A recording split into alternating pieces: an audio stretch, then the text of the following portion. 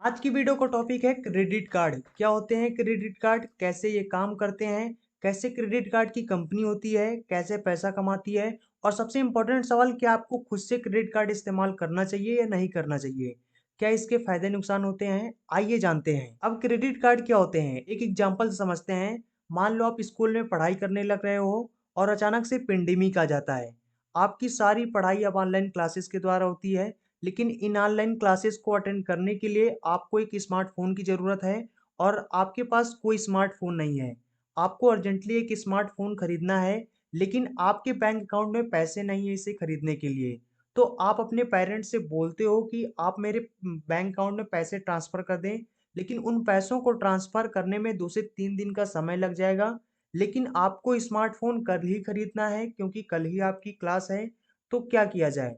ऐसे सिचुएशंस में आप क्रेडिट कार्ड का इस्तेमाल करके एकदम से स्मार्टफ़ोन खरीद सकते हो और बाद में पेमेंट कर सकते हो। तो एसेंशियली क्रेडिट कार्ड एक ऐसा कार्ड है जो आपको चीज़ें इंस्टेंटली खरीदने में मदद करता है। लेकिन आप उनके लिए पेमेंट एक्चुअली में बाद में कर सकते हो महीने के एंड में। आमतौर पर क्या होता है कि आपके बैंक अकाउंट में पैसे हैं, बैंक अकाउंट से आपने कैश निकाला और कैश से आपने पेमेंट कर दिया। दूसरा ऑप्शन होता है डेबिट कार्ड, जो कि डायरेक्टली आपके बैंक अकाउंट से लिंक्ड होता है। जब आप डेबिट कार्ड से पेमेंट करते हैं तो डायरेक्टली पैसे आपके बैंक अकाउंट से निकलकर उस दूसरे इंसान को चले जाते हैं जिसे भी आप पेमेंट करने लग रहे हो।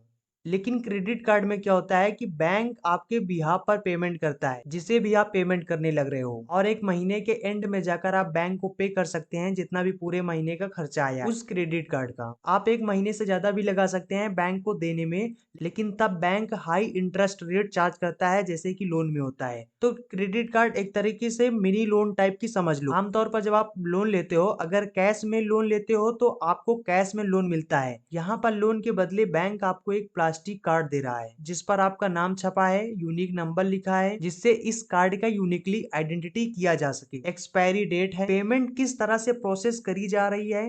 पेमेंट प्रोसेसिंग की कुछ कंपनियां होती हैं जैसे कि वीजा और मास्टर कार्ड, ये दो सबसे पॉपुलर कंपनी हैं। ये बेसिकली पीछे का इंफ्रास्ट्रक्चर प्रोवाइड करती हैं जिससे क्रेडिट कार्ड की ट्रांजेक्शन्स हो पाए।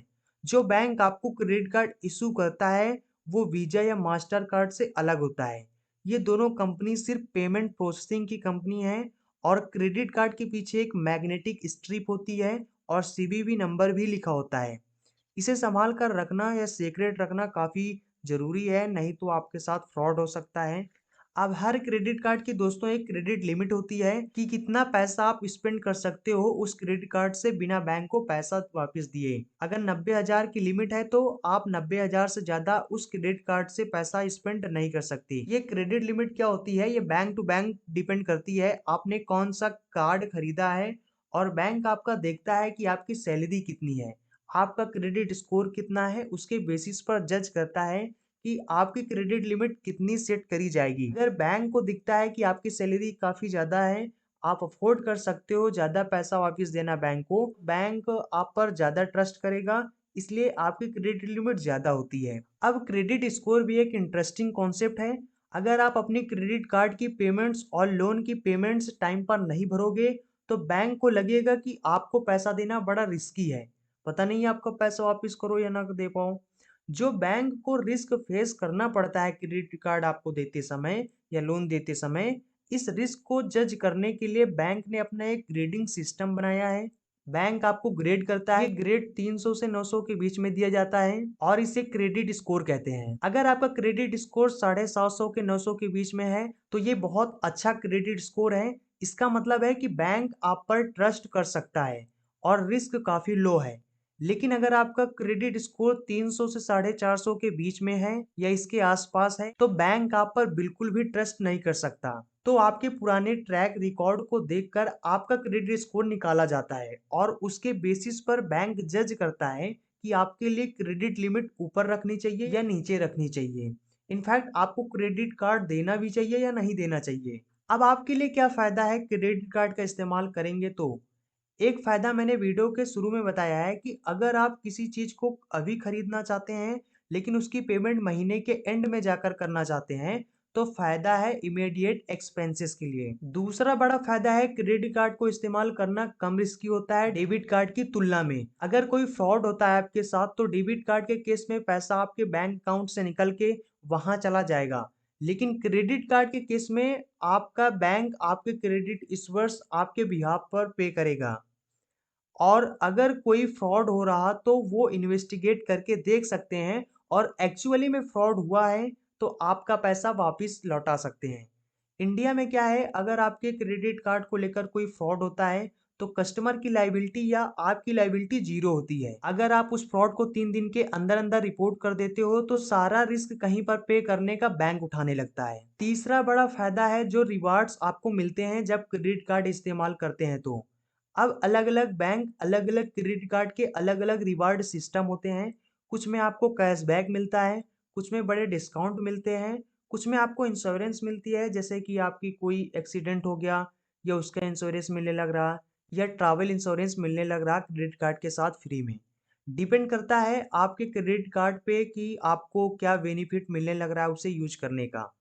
लेकिन आजकल ऑलमोस्ट हर क्रेडिट कार्ड में किसी न किसी तरीके का रिवार्ड पॉइंट सिस्टम तो बना ही हुआ है। आप पॉइंट्स कलेक्ट कर सकते हैं और बाद में उन पॉइंट्स को एक्सचेंज करके यूज कर सकते हैं किसी बड़ी चीज को खरीदने के लिए।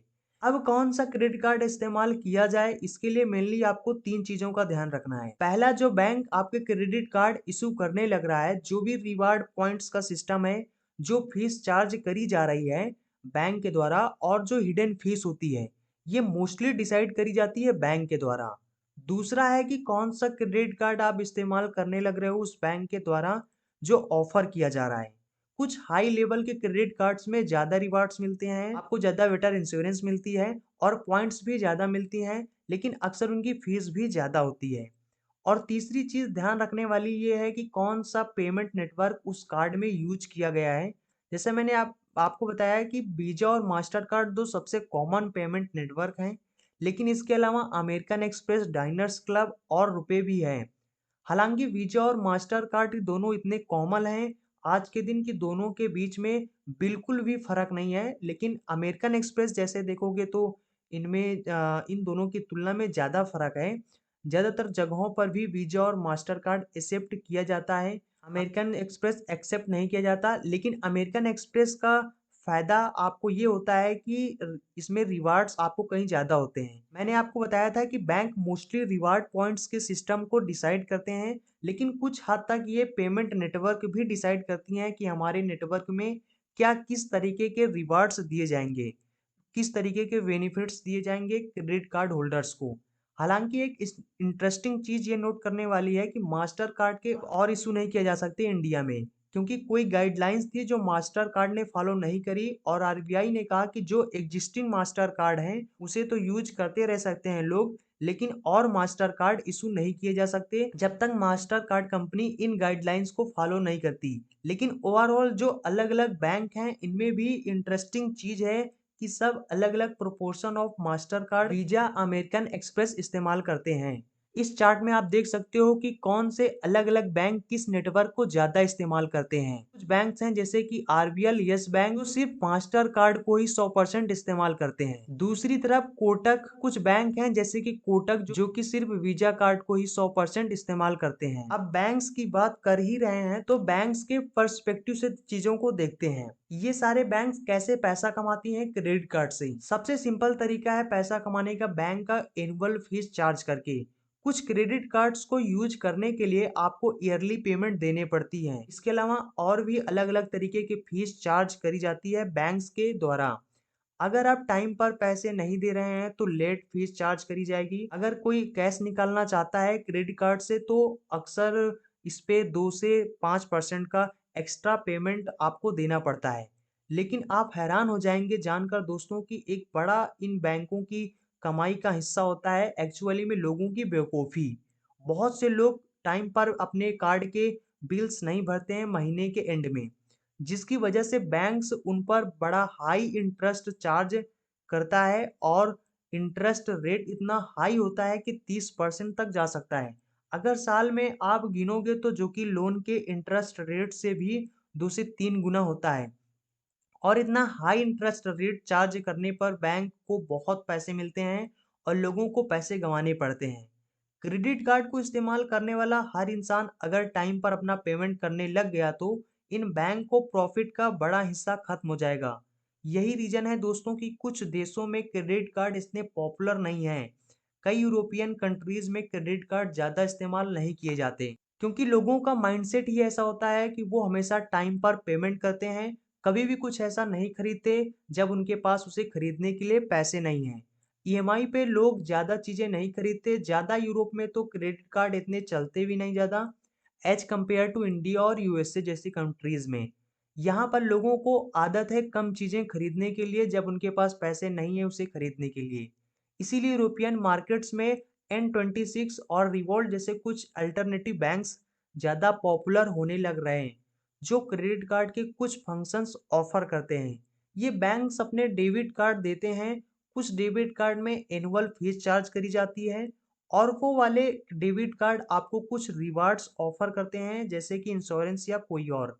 लेकिन जो सिक्योरिटी मिलती है उन क्रेडिट कार्ड में वो यहाँ पे ऑफर नहीं करी जाती। कुछ फंक्शंस यहाँ पर क्रेडिट कार्ड के ऑफर करने की कोशिश करी जा रही है। ऐसे ही कुछ credit card challenger companies India में भी पॉपुलर हो रही हैं, जैसे कि स्लाइस सुपर कार्ड जो कि कोई एनुअल फीस नहीं चार्ज करती लेकिन क्रेडिट कार्ड ऑफर करते वक्त रिवॉर्ड्स देती है और सिक्योरिटी बेनिफिट्स देती है जो कि नॉर्मल क्रेडिट कार्ड में मिलते हैं। और ये कुछ और भी एडवांटेज ऑफर करते हैं एक आम क्रेडिट कार्ड की कंपैरिजन में, जैसे कि इनका 3 मंथ का रिपेमेंट ड्यूरेशन होता है और ये आम क्रेडिट कार्ड का 30 डेज का ही होता है। और ये क्लेम करते हैं कि कोई हिडन चार्ज भी नहीं है इनके। और ये जो स्पेसिफिक कंपनी स्लाइस ये सिर्फ वीजा पर ऑपरेट करती है।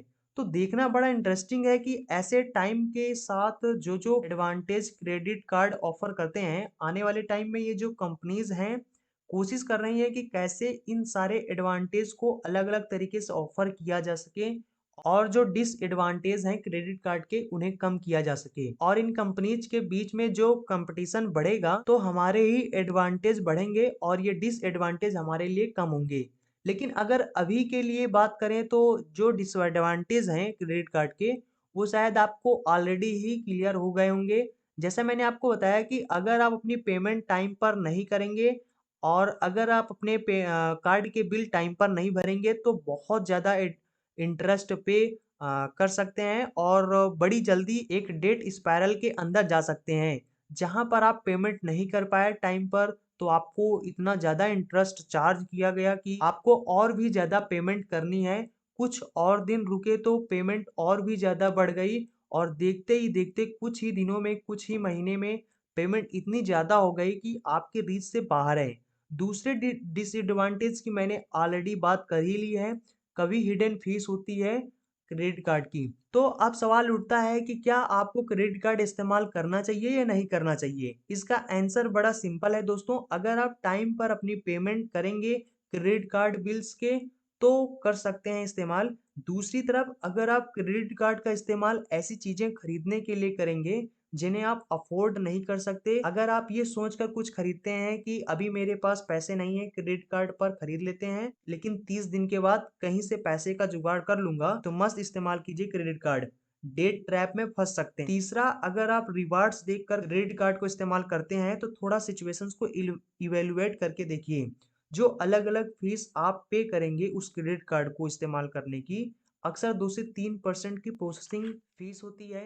जो रिवार्ड्स आपको उसके बदले मिलेंगे क्या वो एक्चुअली में वर्थ इट होंगे या अभी भी आपका नुकसान ही होगा, तो थोड़ा ये कैलकुलेट करके देखना पड़ेगा आपको। लेकिन चौथा, आपको अगर कहीं पर ऑनलाइन पेमेंट करते वक्त या कहीं भी करते वक्त डर रहता है कि कहीं आपके साथ फ्रॉड ना हो जाए, तो यहाँ पर सेफ्टी बनाए रखने के लिए क्रेडिट कार्ड का इस्तेमाल कीजिए इस जगह पर। उम्मीद करता हूँ दोस्तों आपको ये वीडियो इन्फॉर्मेटिव लगा होगा। अगर आपको वीडियो पसंद आया है तो आप अपने दोस्तों के साथ जरूर शेयर करें और अगर आपने इस चैनल को सब्सक्राइब नहीं किया है तो चैनल को सब्सक्राइब जरूर करें। चलते हैं, मिलेंगे किसी इसी तरह के इंटरेस्टिंग वीडियो में। So thanks for watching and see you again in next video.